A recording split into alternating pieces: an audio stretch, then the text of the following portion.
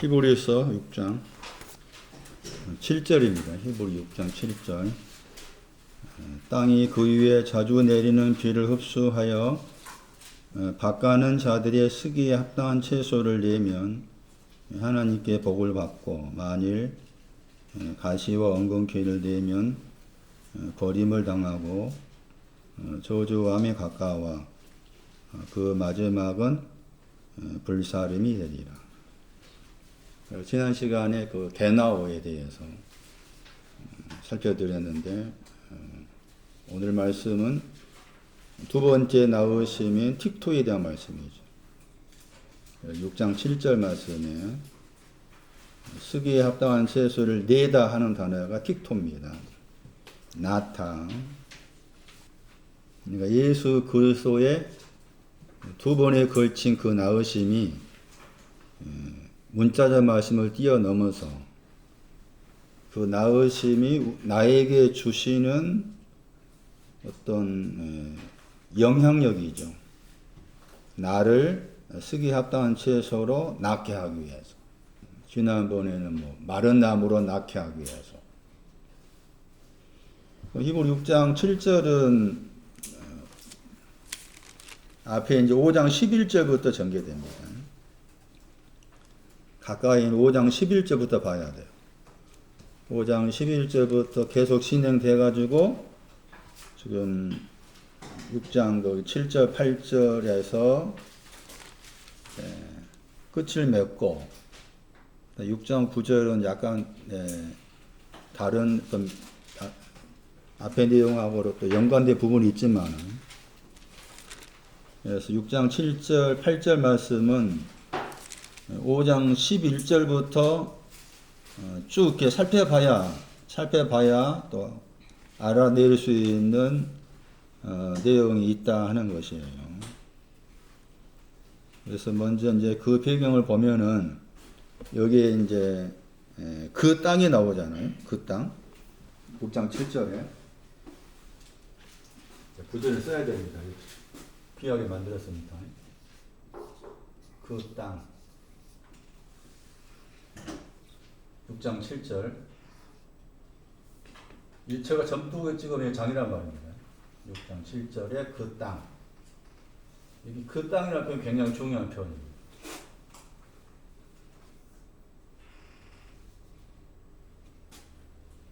왜 중요한가 하면 지금 쓰기에 합당한 채소를 낳은 거잖아요. 쓰기에 합당한 채소를 낳았다. 그 다음에 그 낳은 것은 또한 하나님께 축복을 받는다는 거잖아. 그렇잖아요? 그런 내용이 그 땅이죠. 다시 이제 이게 어디로 가야 되는 거야? 마태로 가야 돼. 마태 5장. 상속받는다, 땅을. 5장 5절. 원유한 자는 복이 있나니 땅을 상속받는다겠죠. 그 땅이 여기 6장 7절이다. 히브리 6장 7절. 그 땅이. 이게 됩니까? 이걸 빨리 적어놔야 돼. 옮겨가가지고. 마태 5장 거기에다가 6장 7절 적어야지. 그 다음에 5장 13절. 마태 5장 13절 뭐라고 합니까?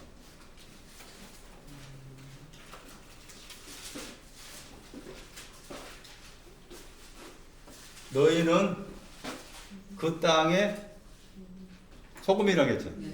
너희는 그 땅의 소금. 그 땅이 뭐냐? 히브리 6장 7절에 그 땅. 히브리 6장 7절에 대해서 소금이다.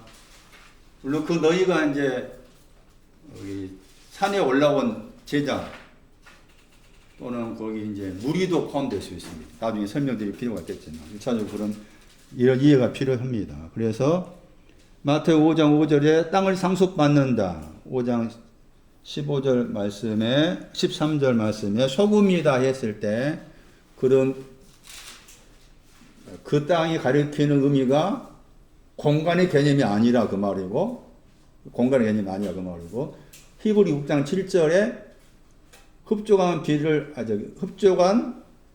쓰기에 합당한 채소를 낳은 그 내용의 그 땅이라고. 거기에 대해서 소금되어라. 그리고 그것을 상속받는다. 그러니까 땅이라는 개념이 여기서 사용한 땅은 이제 히브리어로 땅은 크게 두 가지였죠. 하나는 아다마가 있었고, 아다마는 북다가 있었고, 그 다른 하나는 에레츠인데 에레츠는 확고하다, 확실하다 그런 뜻이죠. 근데 여기서 그 땅을 이제 알려면 먼저 그냥 히브리 6장 7절에 그 땅이 자주 내리는 비를 이제 흡수했단 말이야, 마셨단 말이야. 자주 내리는 비를 마셨다고 했잖아. 마신 결과가 나은 거야. 근데 겉으로 보면은 그 땅, 우리가 생각한 그 땅이니까 비가 오면은 그 땅이 그 비를 흡수하니까 그렇게 생각이 쉽잖아. 그게 아닌 거지. 그래서 먼저 1장 10절에 나와, 히브리서. 히브리 1장 10절 보세요. 뭐라 해요? 히브리 1장 10절은 전에도 말씀드렸지만 시편 102편 25절에서 27절까지를 인용한 구절입니다. 히브리 1장 10절에. 시편 거기 가면은 거기에 땅이 아다마가 아니고 이 에레츠입니다. 확고하다. 단단하다. 그 땅, 여기 1장 10절에 땅을 뭐라고 했어요? 기초를. 그렇죠. 기초를 놓았다겠죠? 네. 기초를 놓다.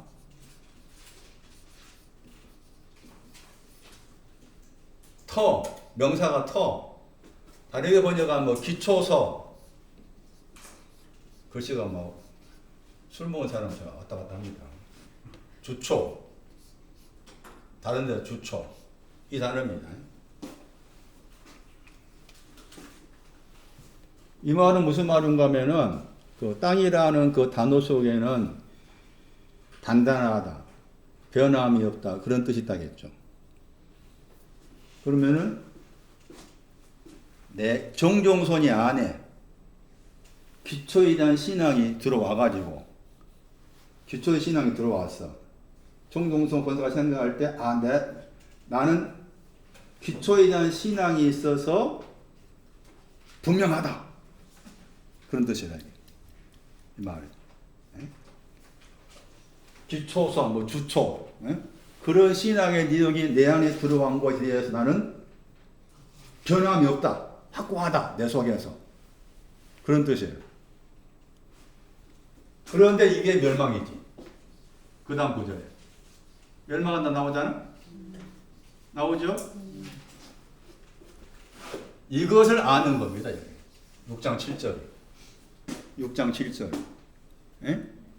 1장 10절에서는 땅이 기초를 세웠다고 했잖아? 기초가 세워진 것에 대해서 나는 확고하다 했는데 기초의 신앙은 멸망인 거야. 그 다음 나왔잖아. 그 다음 9절, 히브리 1장 11절 말씀에 둘 다 하늘과 땅이 멸망한다고 했잖아. 망한다고 했잖아요. 그러니까 기초의 신앙이 와야 돼, 당연히. 그런데 그 기초의 신앙은 멸망이라는 거죠. 그러니까 6장 7절에 그 땅은 기초의 신앙에 들어온 사람으로서 멸망임을 아는 내용이 그 땅인 거예요. 예? 거기에 이제 자주 내리는 비가 내려오는 거야. 멸망임을 모르면은 비가 자주 내리도 다 준비가 되어 있는데 내가 기초가 들어왔는데 기초의 신앙이 이러이러한 것들인데 잠시 후에 설명하겠지만 이러이러한 것들인데 이러이러한 것들인데 이거 가지고 있다고 해서 멸망인가라고 할 수도 있겠잖아. 할 수 있는 경우가 많아. 그런데 시간이 지나서 내 안에서 내가 기초의 신앙을 터의 신앙을 가진 사람이지만 이 터의 신앙으로는 부족하는 거구나. 멸망이구나 알아야 된다 그 말이지. 그 알 때가 오는데 그 알 때가 되었을 때 준비된 자주 내리는 비가 오기 시작해. 그러니까 자꾸 이제 멸망이면 알았으니까 비가 오면은 받아들이지. 그런 의미라 지금 히브리 6장 7절의 그 배경 속에. 그러니까는 이 주초를 알아야 되고 이걸 알아야 되고 이것이 일이 간 것을 알아야 된다. 일이 가야 돼. 그러면 주초라고 했을 때 그 주초가 뭐냐는 거죠. 진짜. 그래서 이제 6장 다시 가봐요. 6장, 히브리 6장 먼저 히브리서 말씀이니까 6장 보시면은 6장 1절에 터라겠죠. 저 단어가 그 명사입니다. 명사. 1장 10절에 1장 10절은 동사고 1장 10절은 동사고 6장 1절에 터라는 단어는 명사야. 명사. 그래서 거기서 뭐라 했어요? 6장 1절에 터를 뭐라 했어요? 다시 닦지 말하겠잖아. 그 터가 필요한 거야. 우리 그런 거 생각한다면 이 집을 세울 때 터를 닦아놓고 이거 세운 거잖아. 반드시 터가 있어야 돼. 내 마음 속에 터가 들어와야 돼. 그런데 대부분의 사람들은 다른 구도 나오지만 터를 세워놓고서는 위로 안 지으려고 해. 또 말씀에서는 터를 닦았는데 나중에 고장 3장 살펴보겠지만 위에 세우기를 조심하라고 말이야. 터를 닦아놨는데 그 터를 닦아놓은 그 위에 세우는 것을 조심해라. 이런 표현 나온다고. 그러니까 터가 반드시 필요하지만 그 터로 다 됐다 하면 그 멸망이란 거지. 그래서 이 말씀에서 터를 다시 닦지 말아라 한 거고. 그런데 그 앞에 말씀에 터를 다시 닦지 말라 했을 때 그러면 터를 닦지 않는다 했을 때 그 닦지 않는 것이 6장 7절인 거예요. 쓰기 합당한 채소를 낳는 거예요. 그게 터를 다시 닦지 않는 거야. 터를 뛰어넘은 신앙을 말하는 거야. 그리고 보세요. 이제 터에 대한 거 보세요. 첫 번째, 죽은 형식을 회개한다. 그것도 이게 터입니다. 터의 내용이 번역된 대로 합시다. 번역한 거예요. 죽은 형식이 나오고 이것도 회개한다겠죠. 같은 6장 보시면 회개가 두 번 나옵니다. 앞에 6장 거기 1절에 회개가 나오고요. 6장 6절에 회개가 나오죠? 6장 6절. 6장 6절의 회개는 앞에 회개가 달라요. 6장 6절은 구원으로 가는 데 있어 회개입니다. 6장 6절. 구원으로 가는 회개고 6장 1절은 죽은 형식에 대한 회개잖아요. 자, 죽었단 말 나옵니다. 죽었다 단어가 중요합니다. 죽었다 나오죠? 거기 9절에서 기초와 관계된 터와 관계된 거 죽었단 말이 두 번 나옵니다. 앞에는 죽은 형식이 나오고 6장 2절 말씀에서는 죽은 자에서 부활이 나오죠. 죽은 것이 뭐냐는 겁니다. 네크로스입니다.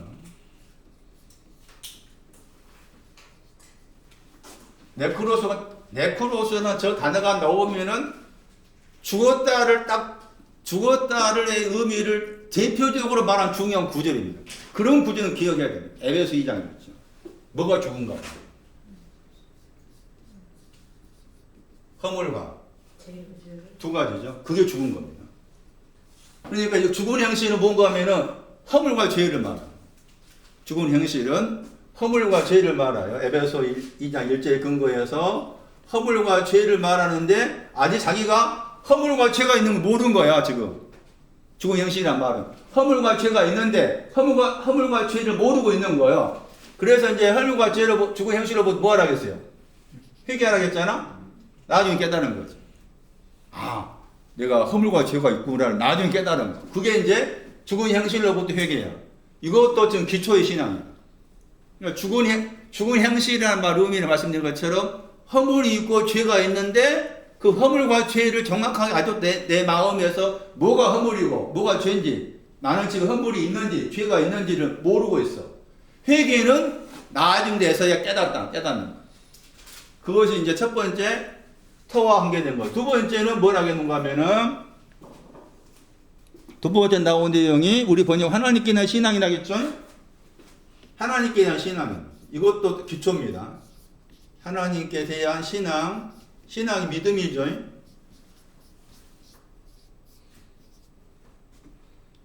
이 단어가 중요합니다. 대안이 그렇게 번역했죠. 헬라어로 에피입니다. 에피라는 단어를 이렇게 번역했어요.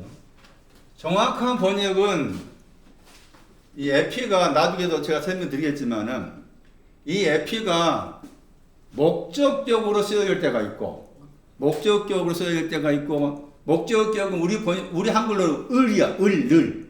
역격은 애게도.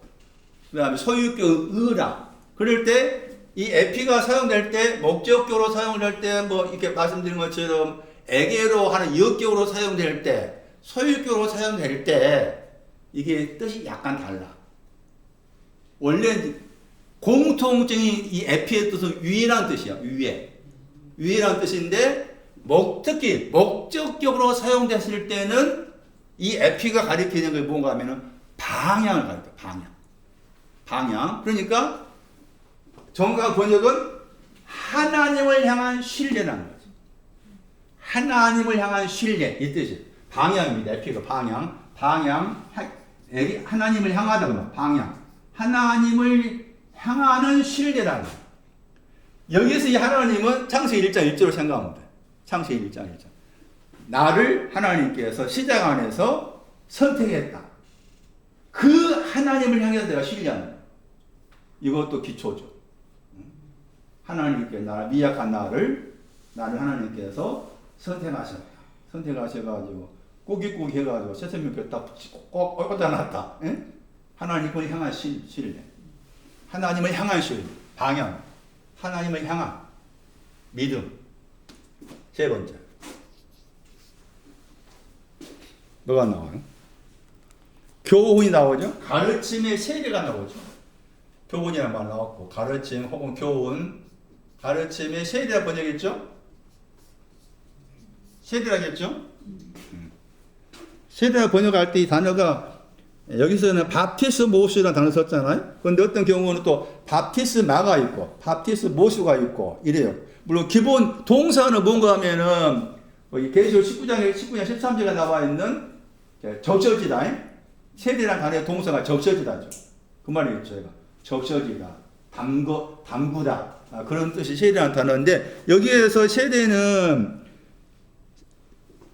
씻었다 번역이야. 씻었다. 명사니까 씻음. 그래서 9장에 나와. 9장. 가르침의 세례가 뭐냐? 9장 10절.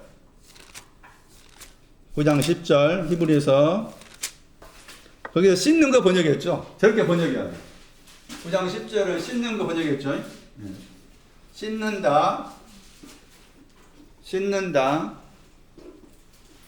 그 씻는다고 했을 때 그 씻음은 계시록 19장 13절에 말씀한 예수의 피입니다. 피를 통해 씻는다는 것이고 거기서 때 씻는다고 했을 때 뭘 씻는다고 했습니까? 히브리 9장 10절에 번역 여러 가지 나오죠. 여러 가지 쓰였다고 했죠. 여러 가지 쓰였다 그 말 나옵니다. 여러 가지로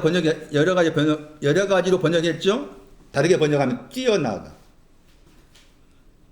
벗어나다, 고치다 그런 뜻이에요. 여러 가지란 그 번역이 동사가 마태 6장 보면 여러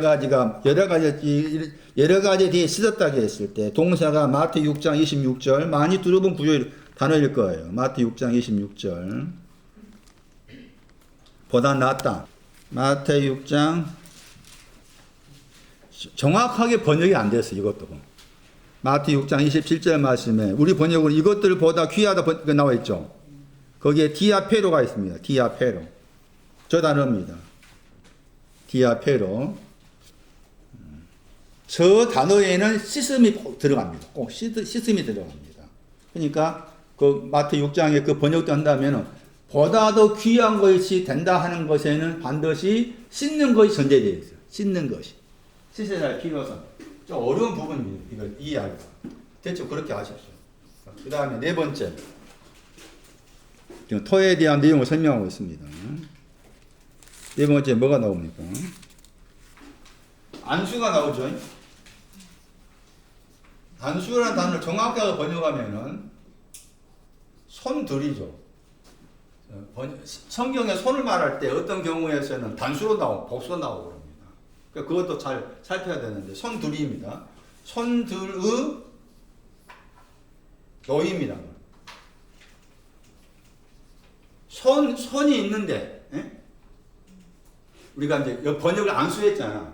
안수 번역하다 보니까 그냥 저도 몰랐을 때는 이제 저도 이렇게 안수하게 했었지만은 그런 개념이 아니고 이 노임이란 말이 에피, 여기서 에피가 위에란 말이야. 위에 더하기 놓다야. 응? 위에다가 놓은 것을 말해. 손이 있는데 이 손을 위에 놓았다 뜻이야. 손이 있는데. 그러니까 이제 이런 게 안수했단 말이 많이 나오잖아요. 예수님께서 이제 안수하니까 뭐 고쳐졌다 그런 표현이 나와요. 근데 그것은 이제 원래 우리한테 가져왔을 때는 예수님 손 놓고 우리 몸뚱아리에 손을 놓고 안수했다 이렇게 적용하면 안 되는 거예요. 그래서 손은 방향이 뜻이 있다. 저는 이 손에서 능력이 뜻도 있지. 능력 손이 단어 뜻이 능력 그다음 방법 보이나 뒤에서 손난이 그 여러 가지 세 가지 뜻이 있어. 여기 히브리어로 물론 헬라어에도 이게 능력의 뜻이 있지만 저는 그 가운데에서 이 방향의 의미가 더 좋아요. 손이라는 게 있어요. 손이 가리키는 거예요. 방향. 그러면 이 손이 가리키는 방향이다. 그 방향으로 해석했을 때 방향이 어디를 향해서 위에 놓아진 뭐가 있을 거 아니에요. 그 말입니다. 그렇죠? 위에 놓아진 뭐가 있을 거 아니야. 그러니까 내 마음의 방향인 것. 내 마음의 방향이 저기에다가 놓았다 이런 것이다. 예? 내 마음의 방향이 저기에다 놓았다는 것이 우리 번역으로 안수한다고 했을 때 안수의 의미라. 그럼 어디에다 내 마음의 방향을 어디다 놓았을까? 못하겠을까? 요거 한번 10장에 나와. 10장 11절에 저 단어가 티세미가 놓다는 말입니다. 거기서는 번역을 양들을 위해서 선한 목자가 양들을 위해서 목숨에다가 푸시케 영원히 목숨을 버렸다 번역했죠. 그 단어 버렸다. 그게 놓다의 뜻입니다. 나를 위해서 이 선한 목자가 나를 위해서 영혼을 놓으셨다. 영혼을 버리셨다. 거기에 내 마음의 방향을 두는 것. 이게 안수입니다. 안수. 손들의 노임. 또 이런 해석도 가능합니다. 손이라고 했을 때 야고보서 4장을 참고하면 손을 원수라고 해요. 그래서 원수의 손들을 깨끗게 하라고 해요. 그러니까 아주 이제 방향이 이렇게 가야 되는데 방향을 가지 못해. 그거 더럽잖아? 그거 깨끗하게 한다. 그런 뜻도 되기도 하고. 그러니까 이 안수의 개념을 여러 가지로 폭넓게 생각할 필요가 있다. 그 말이고. 또 한 가지 생각한다면은 손과 함께의 사건에서 손이 말랐단 말만 나오죠. 손이 말랐다. 이 경우도 해당되는 거예요. 손이 말랐어. 마른 그 손을 위에 놓아야 돼. 그렇게 되는 거지. 마른 손을 그 마른 손 지난주에 대들었던 고자 마른 나무 그 마른 손을 위에 놓으려면 위에 놓고 뭐가 될까?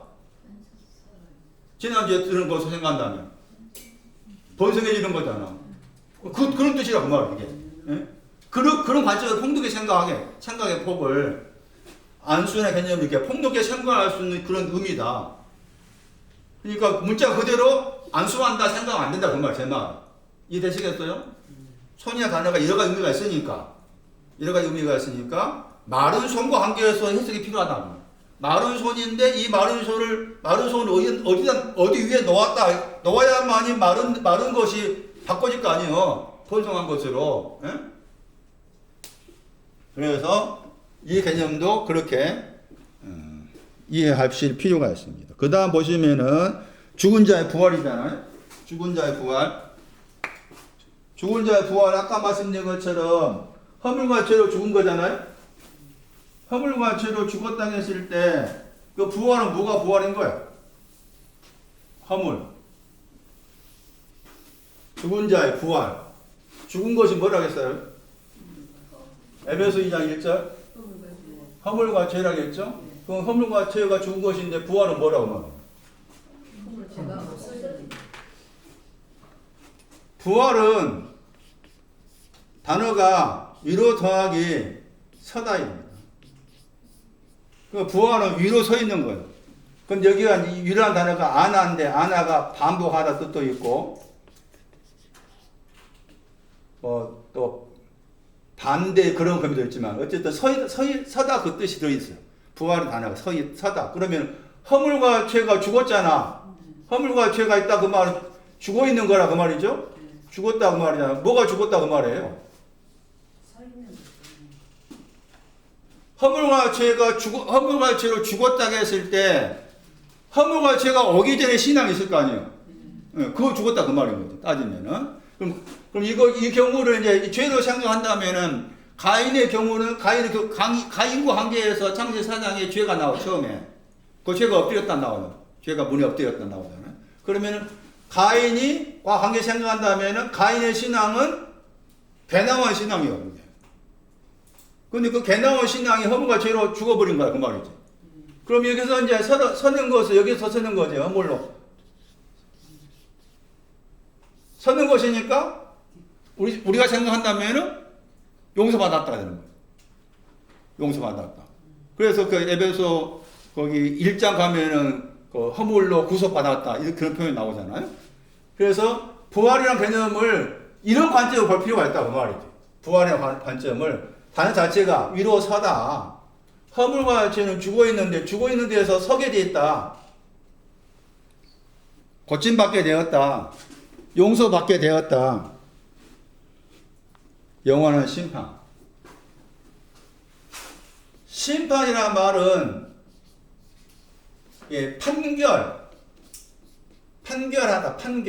판결하시는데 이게 히브리어로 하면 이게 공평입니다.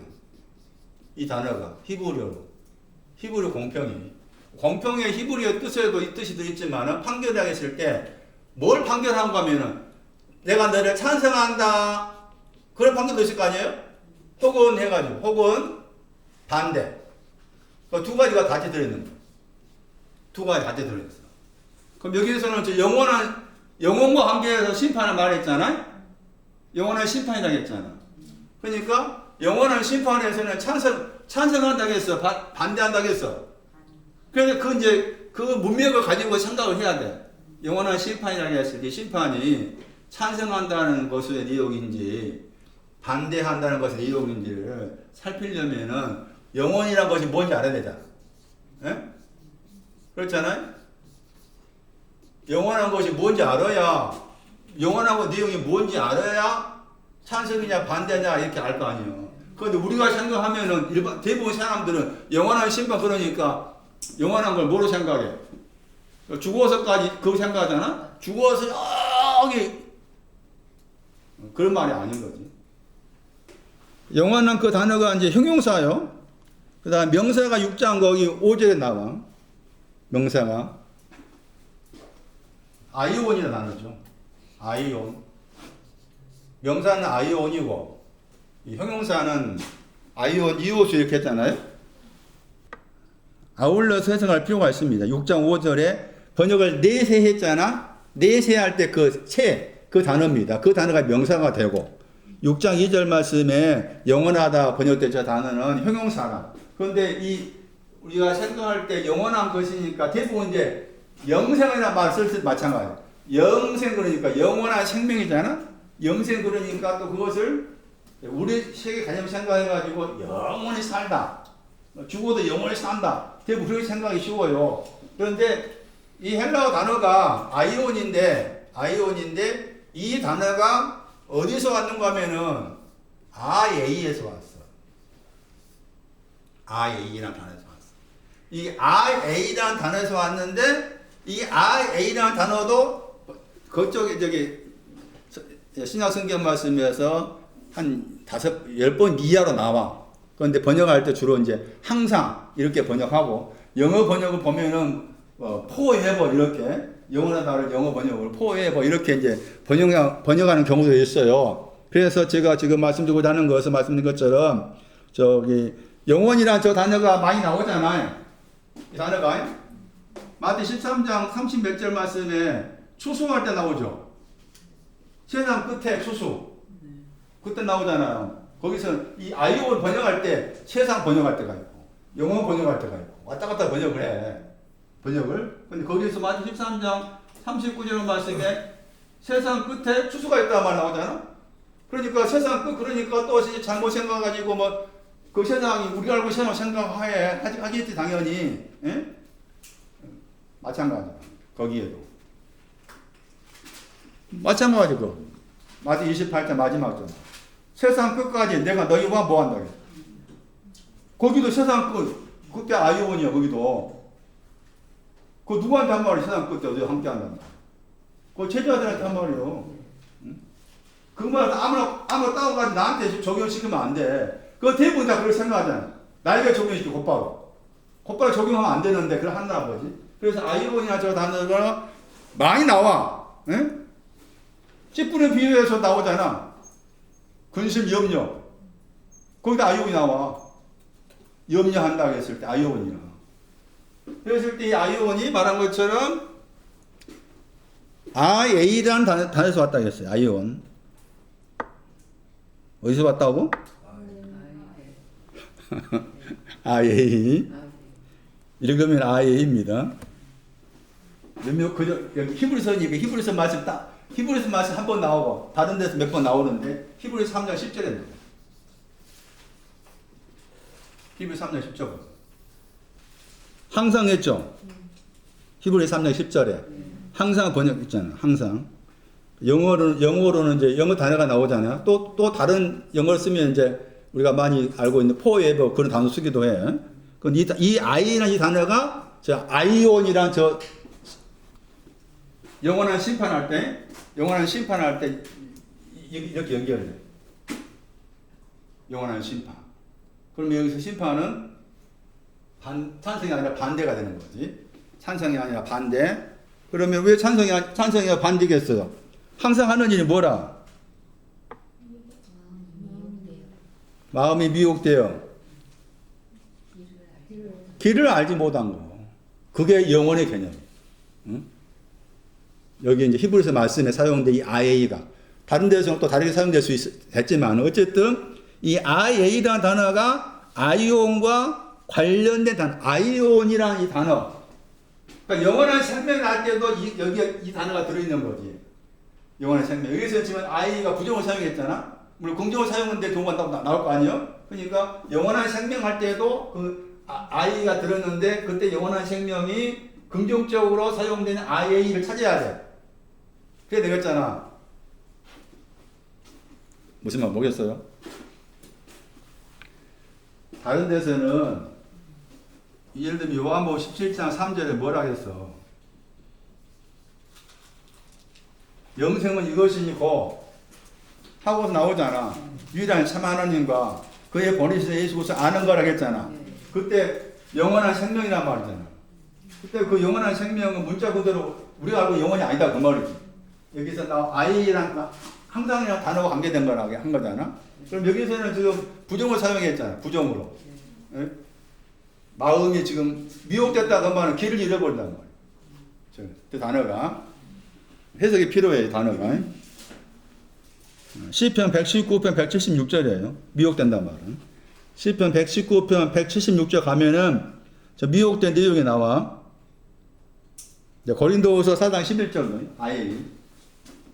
그러니까 고린도후서 4장 11절 아예라는 저 단어가 긍정으로 사용될 때가 부정적으로 사용될 때가 있다. 고린도후서 6장 10절. 영원한 생명이라고 했을 때 영원한 생명의 의미를 아예로 해석한다면은 고린도후서 3장 보세요. 이 단어가 나왔으니까. 고린도후서 4장 11. 항상 우리 산자가 죽음 안으로 넘긴다. 거기서 산자가 지금 넘긴 거에 관계에 나와 있잖아요. 또 번역을 했나?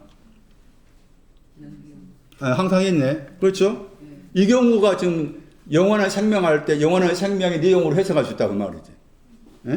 그 다음에 거기 또 6장 10절 근심하는 자 같다고 했잖아요. 항상 기뻐하고 근심하다가 저 7장에 가면은 거기 구원을 향한 회개와 관계에서 나왔어. 구원을 향한 회개와 관계야. 근심하다. 그러니까 말씀드린 것처럼 영원이나 저 단어가 아예에서 왔는데 아예가 사용된 구절에는 부정적으로 사용될 때가 있고 긍정적으로 사용되는 경우도 있더라. 물론 베드로전서 3장 15절도 참고할 필요가 있습니다. 베드로전서 3장 15절은 긍정, 기도서 1장 12절은 또 부정입니다. 그런데 항상 번역했잖아요. 항상 번역했는데 주로 항상 번역해 단어가. 그런데 그 항상 번역한 그 단어 약간 다르게 번역하면 열심입니다. 열심히 진지하게. 항상이란 말. 우리 개념이 항상이 아니고 열심히 진지하게. 미혹된 것도 진지하게 미혹된 거야. 미혹된 것도 열심히 미혹되었다. 열심히 미혹되었다가 가지고 길을 잃어버린 거야. 하나님께 가는 길을 잃어버린 거야. 게나오하고 티토하는 이와 관련된 길을 잃어버린 거야. 그것도 열심히. 그래서 지금 설명에 의하면은 영원한 심판이라고 했을 때 마음이 길을 잃어버린 거, 길을 잃어버린 것에 대한 하나님께서 반대하신다. 그런 의미다. 그 다음 보세요. 6장 4절. 하늘의 은사도 이게 처음이다. 하늘의 은사. 하늘의 은사. 은사란 말 다르게 말하면 선물입니다. 하늘의 선물. 하늘의 선물이라고 했을 때 하늘의 선물이 뭔가 3장 1절입니다. 하늘로 부르심 받는 겁니다. 3장 1절. 하늘의 선물은 하늘의 단어가 3장 1절에 나와. 3장 1절 참고했을 때 하늘의 은사, 하늘의 선물은 하늘로 부르심 받는 거. 하늘로 부르심 받는 거. 근데 보통 하늘 그러면은 헬라어로 우라노스 써. 여기는 에피를 붙였잖아요. 에피 더하기 우라노스요. 그러니까 하늘 위란 말이죠. 이 단어가. 천국할 때는 에피가 없어. 천국할 때 다 이렇게 에피가 없이 우라노스 쓴 거야. 근데 이 에피가 붙어서 나온 하늘은 단어가 많지 않아. 많지 않은데 히브리서 저자도 에피를 붙여 썼고 바울도 이제 에피를 붙여 나오기도 해요. 그런데 이제 그래서 이 하늘은 하늘인데 위에 속한 하늘이라 그 말이죠. 따지면은 그것을 3장 1절에 하늘에 속한 부르심, 그래가지고 거기에 나온 단어가 있죠. 하늘의 부르심을 그래가지고 함께 입었다겠죠. 그러니까 하늘의 부르심에 함께 입은 거, 그게 지금 6장 거기 말씀에 하늘의 은사의 내용인 거예요. 함께 그 단어를 다른 데서 동물로 번역했으니까 하늘의 부르심으로 하나님께서 나를 부르셨는데 하늘 위에 있는 하늘로 부르셨다. 근데 그것을 동무라는 용어를 썼어요. 동무. 그렇잖아요? 위에 있는 하늘로 나를 부르셨다. 동무라는 용어 썼는데 이 동무가 여기 또 나와. 6장 거기 4절에 또 나와. 6장 4절에. 성령에 참여하다 할 때 저 단어야. 성령에 참여하다 할 때 저 단어가 동무라는 단어거든. 동무라는 단어. 그러니까 이거 어렵다. 그렇지. 어렵죠? 하지 맙시다. 이해가 안 되면 안 돼. 이해가 안 되면 쭉 꾸겨 놓으면 안 돼. 나중에 이제 들을 사람은 나중에 따로 들을 사람 듣고 6장 4절은 어려워. 저도 최근에 풀어냈어요. 6장 4절 해석하기 어려워요. 공부하실 분을 위해서 현주자매 열심히 공부하고 있으니까 공부하실 분을 위해서 팁을 준다면 맛보다가 나오잖아요. 맛보다가 2번이 나오죠. 6장 4절에 나오고 6장 5절에 나오죠. 저게 사망을 맛보는 겁니다. 그러니까 하늘의 은사가 왔는데 그 하늘의 은사가 사망을 당했다는 걸 맛보는 겁니다. 우리가 생각할 때는 하늘의 은사를 맛봤다고 했잖아. 그러니까는 하늘의 은사가 히브리 3장 1절이었어. 그 내용을 맛보았다고 생각이 쉬운데 이미 맛보았다가 2장 거기 9절에 사용했어. 2장 9절에. 그러니까 하늘의 은사를 가진 사람으로서 사망을 맛본 것을 말해. 이해되시는가? 이해되시는가요?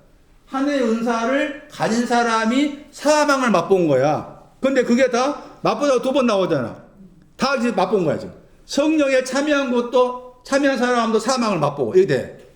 또 거기에 하나님의 선한 말씀이라고 했잖아. 저 선한 말씀이 소금이에요, 소금. 선한 말씀이 마가 9장 50절 소금. 그다음 아까 지금 내세의 성명을 설명했잖아요.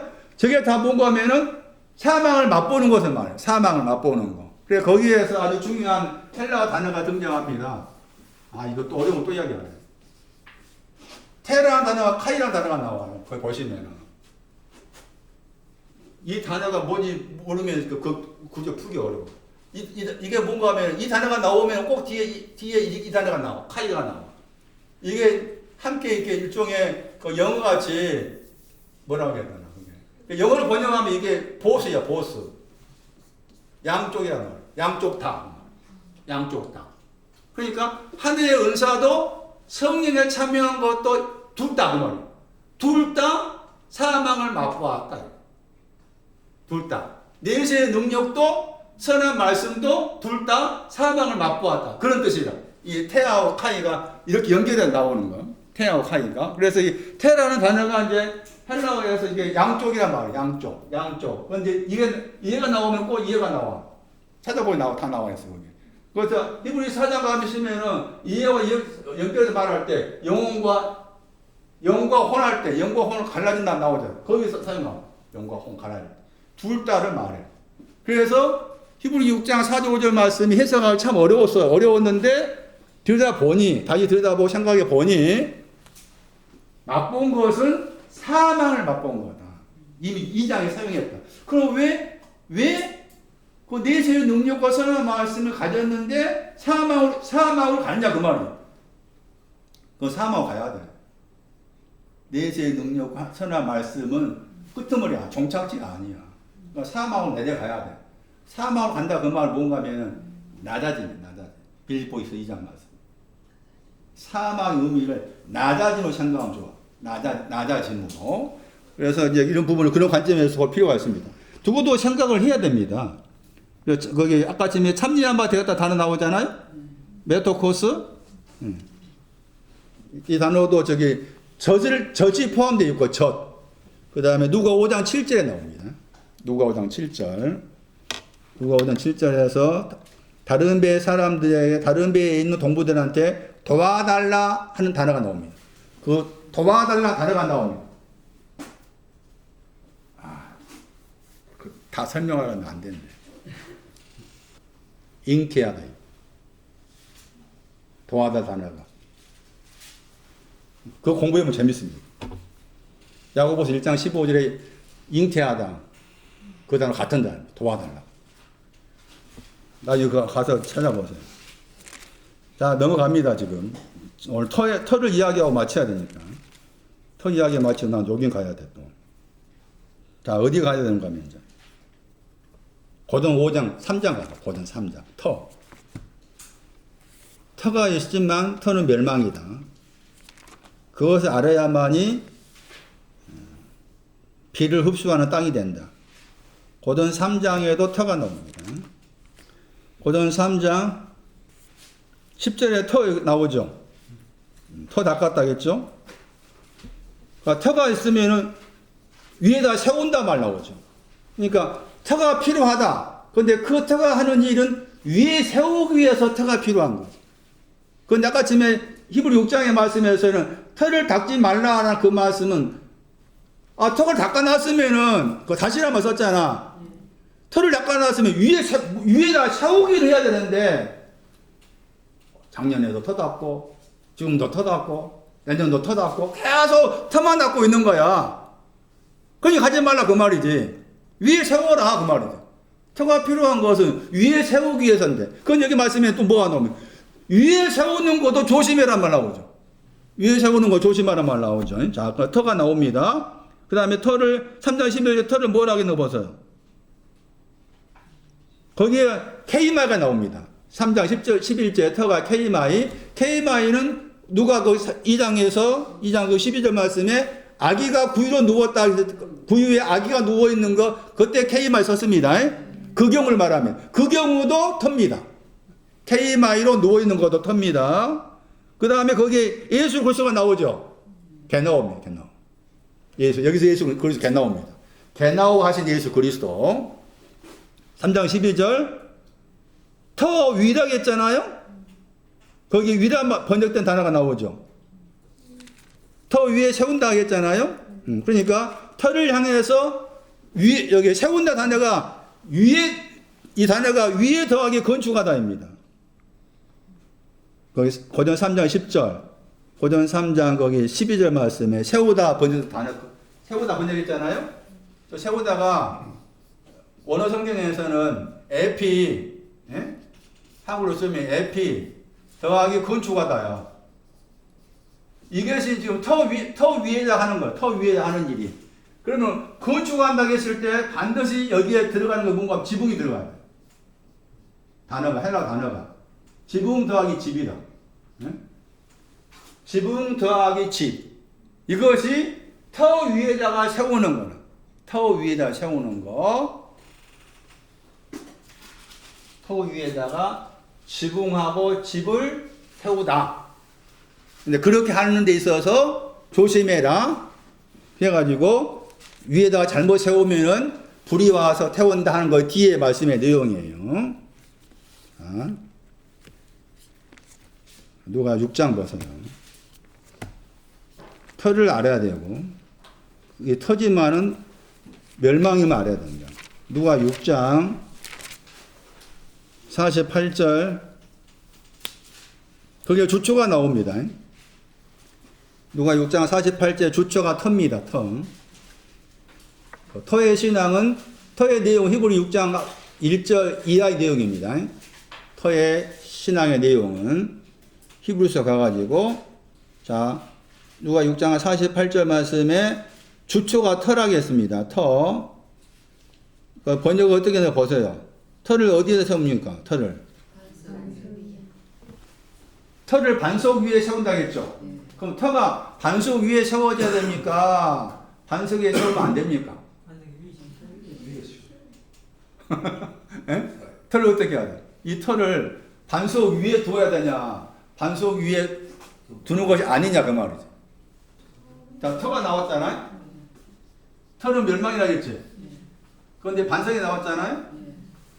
그러면 터를 멸망인 터를 반석 위에 세워야 돼요? 안 세워야 돼요?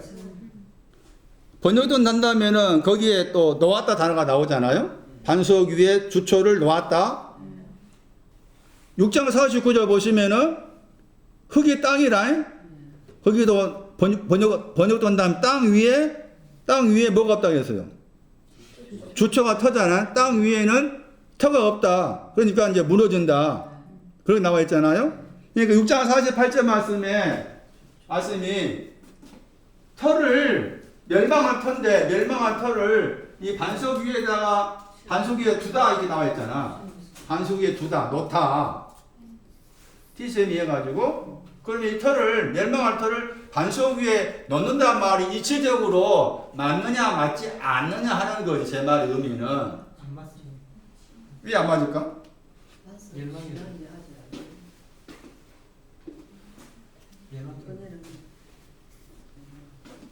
그래서 이 번역이 잘못된 거야. 다시 봐봐. 왜 번역이 잘못됐는지. 어떻게 번역해야 돼? 아까 IP가 뭐라고 했어? 향해서. 목적격일 때. 향해서. 목적격일 때 뭐라고? 방향. 향하여가 있잖아. 그렇게 번역해야 돼. 주초를 반석을 향해서 놓았다. 반석 위가 아니고. 네? 그러니까 반석 위치가 높은 거지. 이해 되세요? 터보다 반석의 위치가 높아. 그 에피를 목적격의 방향으로 해석하지 못하면 이거 이렇게 다 해석해 봐. 그런데 영어 번역이 지금 영어 번역도 영어 이렇게 오픈했잖아. 이거 주로 위라는 단어잖아. 영어로. 네? 근데 이 단어가 맞아. 영어로 쓴다면. 아까 지금 히브리 6장에 그 단어 다 썼어. 하나님께 대한 신앙할 때. 영어 봐봐. 손 나오니. 목적격일 때는 이 단어 써야 돼. 향한다. 목적격일 때. 제 발음이 좋지 않지만 터워야 돼요. 덮폰이 아니고. 그러니까 지금 말씀드린 말씀은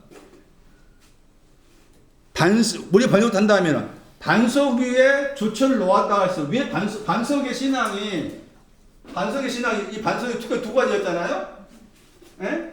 셀라라는 반석이 있고 추르라는 반석이 있었죠. 이게 나와 있는 같은 단어가 나와 있는 구절 신명기에서 32장에 나오죠. 13절. 신명기 32장 13절에 나와. 거기에 셀라가 나오고 추르가 나와.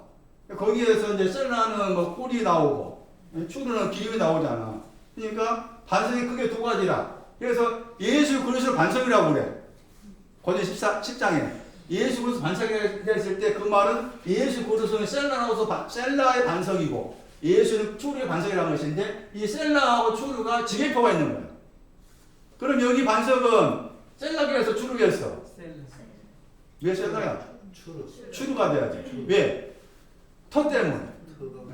턱과는 이쪽 과야. 터를 넓게 생각하면 셀라 과라. 터를 넓게 생각하면 셀라 과라. 그러니까 여기서 반석은 추루에 해당되는 거예요. 그러니까 이 반석이 주초가 반석을 향해서 놓여져야 돼. 이해되십니까? 그러니까 저 위에 번역하면 안 돼. 바꿔야지. 어떻게 바꿔야 돼? 반석을 향하여. 영어도 그 써놓고. 응? 영어도 TOWARD 써놓고. 아까 히브리 6장 거기 2절인가 단어에 그 단어가 나와. 영어 단어가. 하나님께 대한 신앙할 때 그 단어 써야 돼. 그러니까 목적격일 때는 방금 말한 것처럼 방향 향한다 이렇게 번역해야 한단 말이야. 방향 향한다. 이 번역을 모르면 여기서처럼 이런 번역이 나오고 영어 번역도 이렇게 할 수밖에 없어요. 이것은 미스프린트인 거지. 마찬가지잖아. 6장 49절 말씀에 땅을 향하여서지. 땅을 향해서 주초가 없다. 고전 14장. 고전이 아니 누가 14장.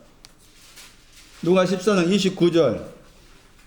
기초 터가 나오죠. 기초를 쌓았다겠죠. 누가 14장 29절에 기초를 쌓았어요. 앞에 14장 28절 보시면은 무엇을 건축하기 위하면 망대를 건축하기 위함. 망대를 건축하기 위함이니까 터를 닦아놨어. 터를 닦아놔가지고 그 다음에 말씀에 그랬죠. 누가 거기 14장 29절 말씀에 터만 쌓아놓고 능히 이루지 못했다겠죠. 능히 이룬 것이 뭐가 능히 이룬 거예요? 망대. 또 반석.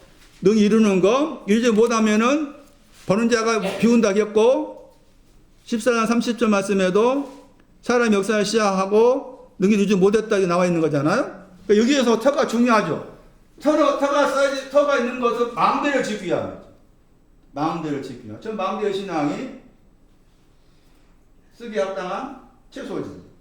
쓰기 합당한 채소. 반석. 같은 망대과. 그러니까 이 경우도 터만 닦아놓고 했다는 말씀은 계시록 14장, 21장. 12기초석. 계시록 21장 14절에 그 기초석이라고 했잖아. 기초석이 터예요. 근데 그게 성과학을 말하죠. 성과학을 기초석이라고 그래. 성과학하고 기초석이 같은 거예요. 성이 나오고 성의 성과학을 기초석이라고 했죠. 계시록 21장 14절에 성과학이 기초석이라. 근데 성과학이라는 단어가 에베소 2장이 이 단어 속에 들어져 있어요. 그래서 터가 이제 필요하지만 터에는 한계가 있다는 것인데 에베소 2장 14절.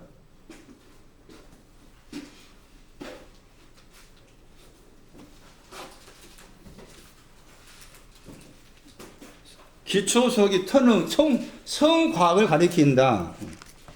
성과학을 가리킨다. 성과학이라고 했을 때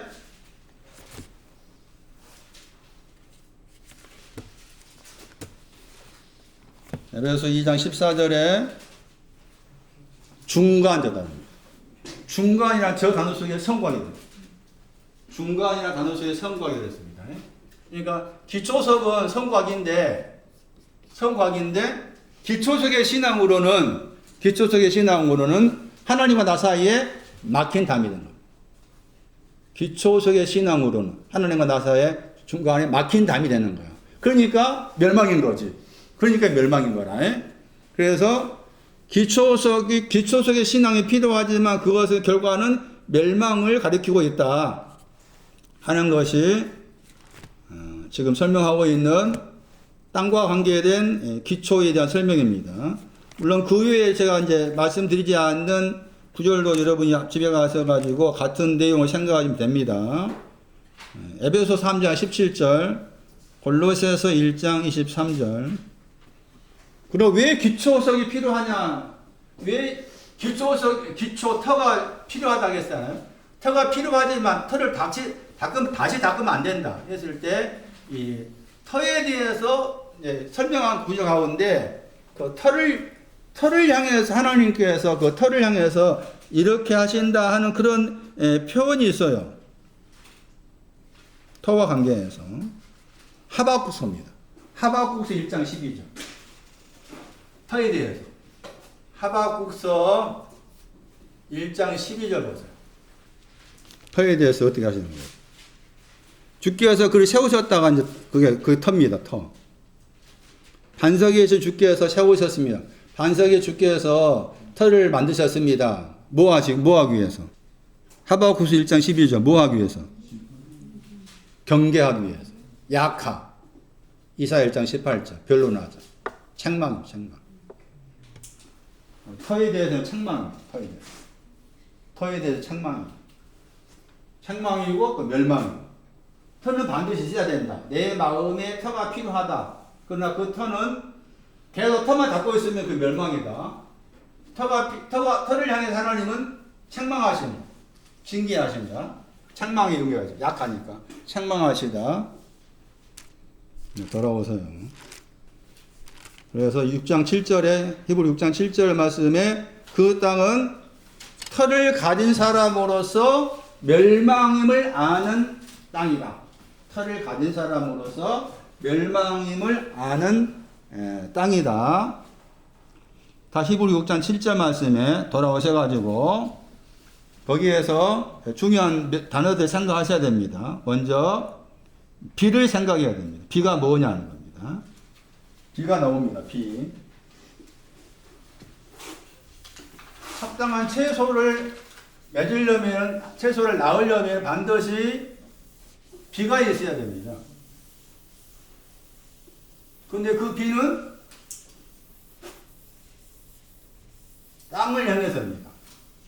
그러니까 서로 상호 보완 관계를 할 수 있죠.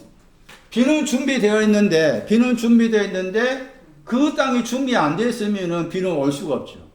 그러니까 그 땅이 준비된 자에게 하나님께서 자주 내리는 비를 오게 해가지고 그 땅이 그것을 마실 수 있도록 한다는 거예요. 그래서 그 땅과 비가 서로 밀접하게 상관관계가 되는 거예요. 상관관계. 그랬을 때 이제 비라고 했을 때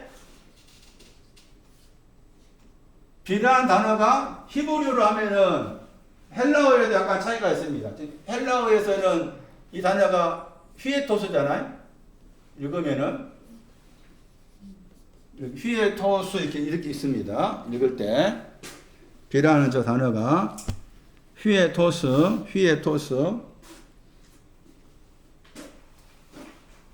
동사로 사용될 때가 있습니다. 불에 캐오든가 불에 캐오. 야고보서 5장 보세요. 비라는 단어가 크게 두 단어가 있습니다. 불의 코. 불의 캐오가 아니고 불의 코. 읽으면 불의 코.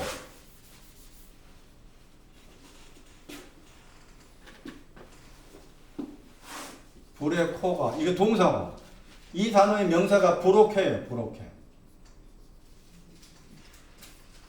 단어의 명사가. 브로케, 마태 7장 25, 마태 7장 27절, 거기 명사가 나왔습니다. 마태 7장 25, 27절 명사. 여기 야고보서 지금 5장 18절 춤을 추기 시작합니다. 춤추기 시작. 17절 17절 18절이 아니고 17절. 그래서 히브리어에서도 보면은 단어가 이제 히브리어에도 크게 두 가지 나옵니다. 읽으면은 이제 게셈입니다. 게셈. 게셈이라는 비가 있고 그다음에 마타르가 있습니다. 근데 둘 다 긍정으로 쓰일 때가 있고 부정으로 쓰일 때가 둘 다. 빈데 긍정적으로 쓸 때가 있고 부정적으로 쓰일 때가 있어요. 창세기 7장 보세요. 7장. 7장 4절은 그 마타르라는 단어의 동사입니다. 7장 4절. 창세기 7장 4절 마타르. 그 다음에 창세기 7장 12절 게셈이 나옵니다. 창세기 7장 12절 게셈. 둘 다 지금 헬라 번역은 둘 다 휴에토스 썼습니다. 둘 다 휴에토스. 헬라 번역으로는. 그래서 각각 그 말씀드린 것처럼 이 두 단어가 긍정적으로 쓰일 때가 있고 부정적으로 쓰일 때가 있다. 그러면 히브리 6장에서 저기 이 휴에토스라는 저 비는 어느 쪽이냐 했을 때 저 비가 축복과 관계에서 나왔잖아요. 축복과 관계. 그래서 축복과 관계에 사용했을 때 이 게셈이 있습니다. 게셈. 게셈에 해당된 비라 이렇게 생각하면 됩니다. 그래가지고 이 게셈을 찾아가면은 제가 아까 창세기 7장에 나왔었잖아요. 창세기 7장에 게셈이나 비가 40 낮밤 이렇게 나와있죠. 그런데 이 게셈이나 비가 이제 축복과 관계에서 이제 이 비를 설명합니다. 거기에 에스겔 34장. 에스겔 34장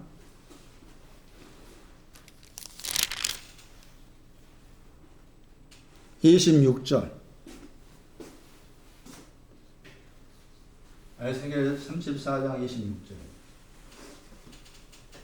거기에 이 비를 축복의 비다 이렇게 나와요. 축복의 비라고 나와요. 왜 히브리 6장 7절의 비를 축복의 비로 설명할 수 있는가 하면은 그 같은 구절에 축복이라는 그 단어가 나왔기 때문에 그런 해석이 가능하다.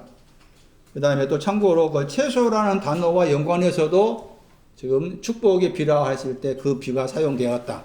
그런 해석을 할 수 있는 거예요. 그래서 비가 지금 축복의 비가 내렸다고 했잖아요. 그런데 지금 축복의 비가 내렸다고 했을 때 축복의 비였어요. 그런데 그 비가 자주 내렸다고 했잖아.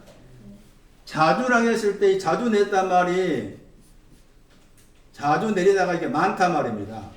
많다의 뜻이고 또는 약간 다르게 번역하면은 많은 시간이란 말. 많은 시간. 많은 시간에 걸쳐서 비가 왔다. 이런 개념, 이런 뜻인데 그런 말씀드린 것처럼 아까 땅을 말했을 때 멸망을 하는 땅이었잖아요. 땅이 그 땅이 멸망을 아는 그 땅이었어. 그 멸망을 아는 그 땅한테 비를 내릴 때 지금 비를 내는 결과가 쓰기에 합당한 채소를 낳는 거였잖아요. 그리고 그게 축복의 내용이었고 그게 앞에 말씀에 또 6장 1절은 완전함이에요. 다 완전한 간다마 다 이렇게 관련되어 있어요.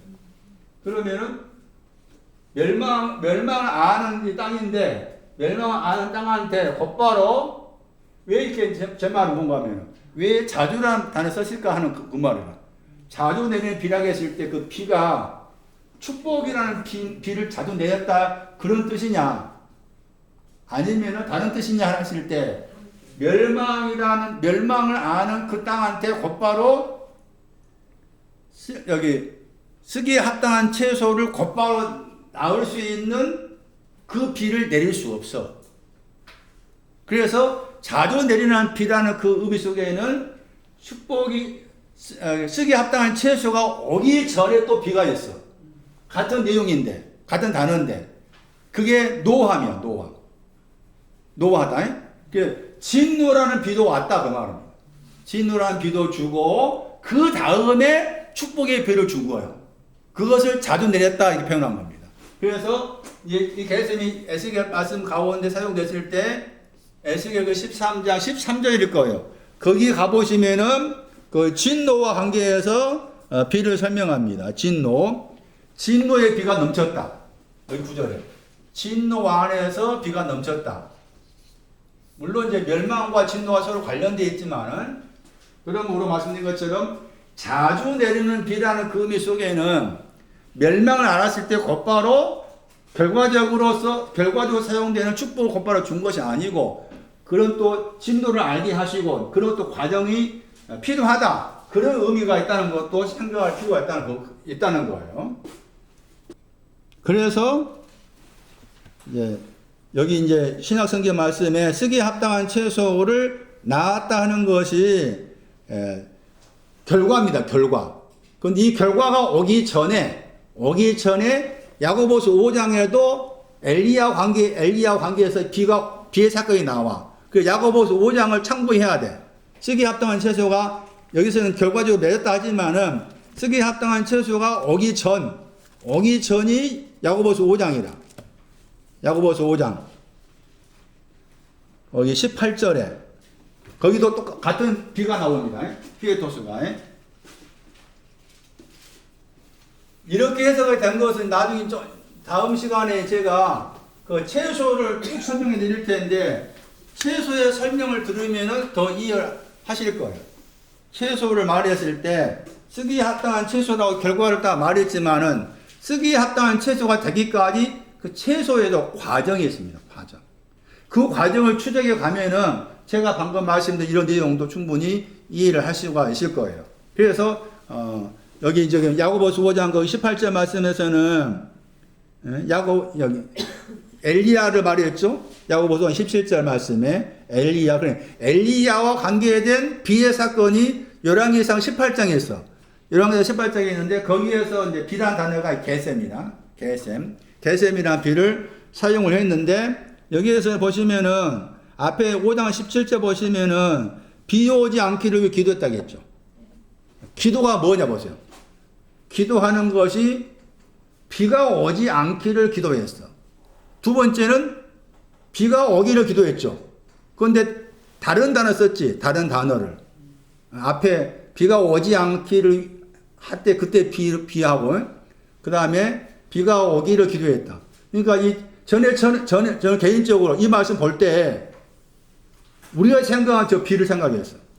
그래서 가물어 쓸 때 하나님 제발 비 좀 내려주셔가지고 농작물 타지 않게 해주세요. 그렇게 생각을 했어요. 근데 전혀 그런 뜻이 아니라. 전혀 그런 뜻이. 그러니까 이것은 우리가 또 개인적으로 기도해야 돼요, 여러분이. 기도한다고 했을 때 비 오지 않게 해주세요. 나를 향해서입니다. 그 다음에 비 오게 해주세요. 그런 기도가 필요하다. 이것은 이제 나에게 적용시켰어요. 그래서 뭐라고 말하는가 하면은 엘리야는 우리와 엘리야 사람이라고 했잖아요? 사람이라고 했죠? 게나오. 엘리야는 게나오 한 사람이다 하면서 성경에 갔다 했잖아? 갔다 더하기 고난당하다 합성어입니다. 성경에 갔다는 말이. 같은 고난을 당한다 그 말이에요. 같은 고난이 있다 하는 거예요.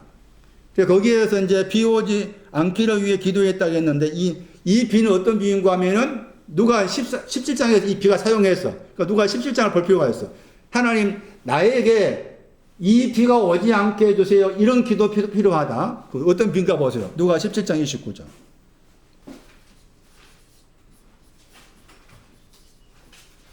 누가 17장 29절은 창세기 19장 24절 말씀하고 서로 관련되어 있습니다. 누가 17장 29절.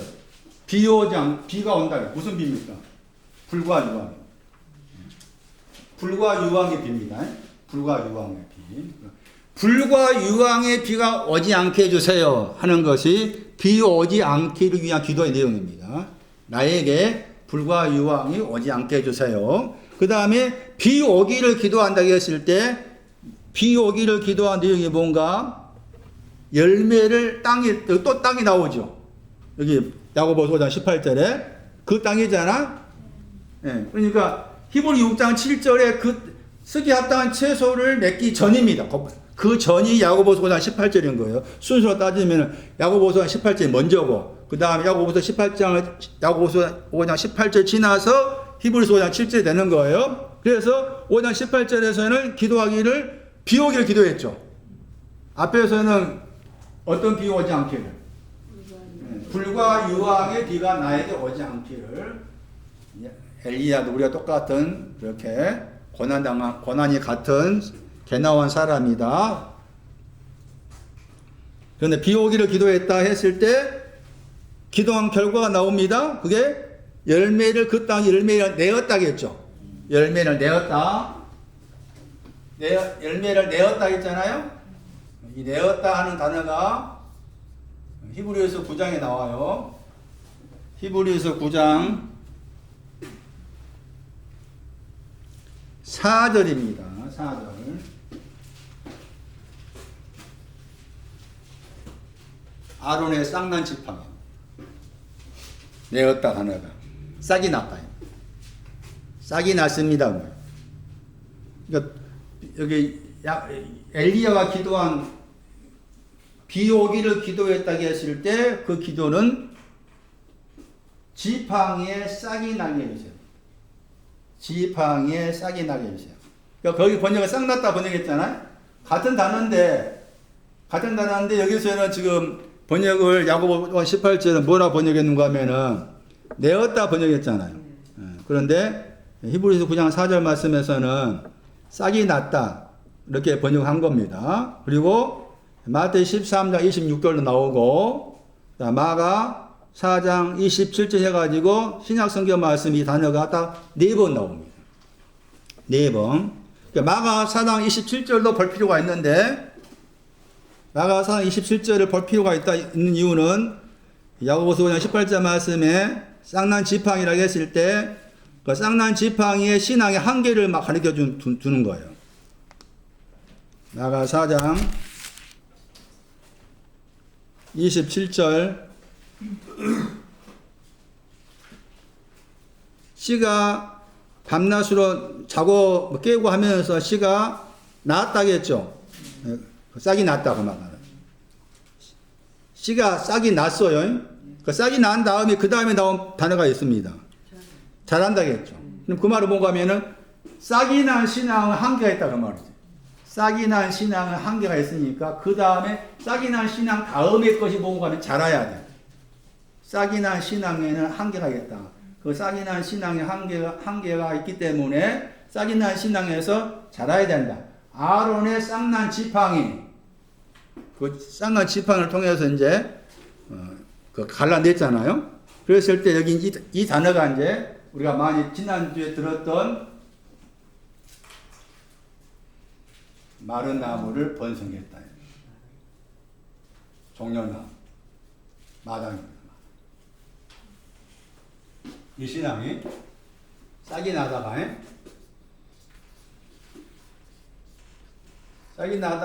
다시 이제 히브리로 가면은 시편 92편 13절 14절 말씀에 번성하다. 에스겔 17장 24절 말씀에 마른 것을 번성했다. 그러니까 번성하다 번역되었지만 다르게 번역한 싹이 난 거예요. 번성하다 번역했지만 싹이 나. 그러니까 번성하다 했을 때 싹이 났다. 거기에는 한계가 있다.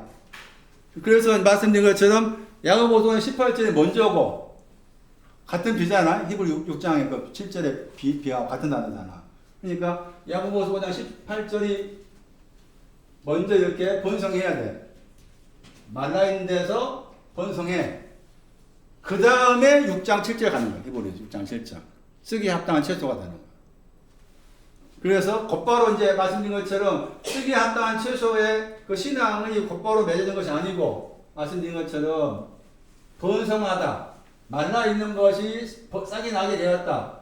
이 과정이 먼저 왔고 그 다음에 이제 쓰기 합당하다 했을 때 쓰기 합당하다가 누가 고장 말씀에 하나님 나라에 대해서 말했잖아. 하나님 나라에 대해서 누가 고장해? 그러니까 누가 14장 말씀에는 걸음과 관계 말씀했지. 쓰기 합당하다가 걸음도 쓰기 합당하다. 하나님 나라에 대해서 쓰기 합당하다. 그렇게 사용을 한 겁니다. 그래서 야고보서 5장 18절 말씀이 비와 관계해서 나와 있는 내용 가운데 히브리서 6장 7절과 연관을 지어서 해석할 수 있는 내용이다. 답변된 말씀이지만 야고보서 5장 18절을 거쳐서 히브리 6장 7절 말씀에 쓰기에 합당한 채소가 된다. 그래서 오늘 여기까지 하고 다음 주에는 이 채소와 관계된 성경 구절들을 살펴가면서 제가 더 설명을 드리면은 지금 오늘 설명을 드린 부분을 좀 더 확장해서 이해를 할 수가 있을 것인데 여러분이 미리 한 번쯤은 읽어올 필요가 있습니다.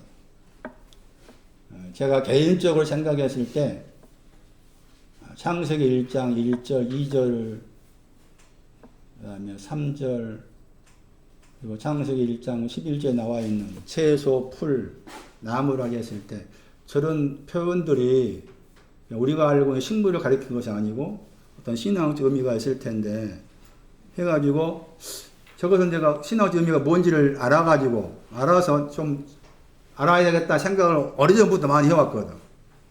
근데 그러다가 이제 이런 말씀 준비하면서 좀 정리가 많이 된 거예요. 나중에 따로 빼가지고 채소, 풀, 뭐 나무에 대해서 이제 가지고 있는 신앙적 의미가 뭔지를 설명할 기회가 있겠지만은 그래서 1차적으로 여기 나와 있는 그 채소와 관계된 신앙을 알려면은 여러분이 좀 참고해서 좀 읽어볼 필요가 있습니다. 창세기 1장 11절, 시편 37편 2절, 이사야 66장 14절, 이사야 37장 27절, 그 유명한 시편 23편 2절, 우리 번역으로 푸른 초장에 누우시니가 무슨 뜻이냐?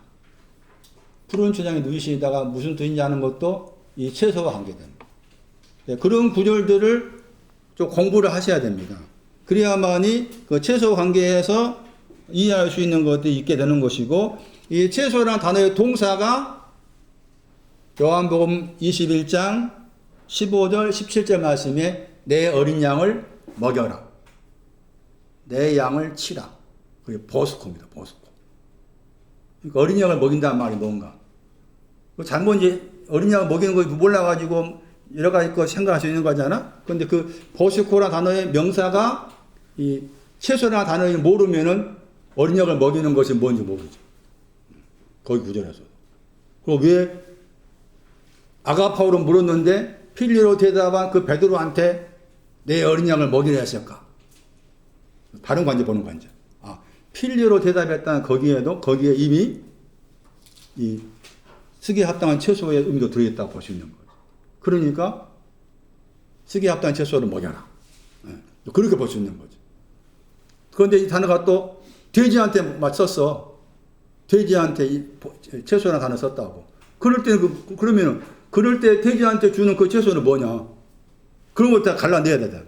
그러려면 방금 소개한 그런 구절들을 자세히 봐야만이 이제 알 수가 있는 거예요. 다음 주에 그걸 설명할게요. 오늘 여기까지 하겠습니다.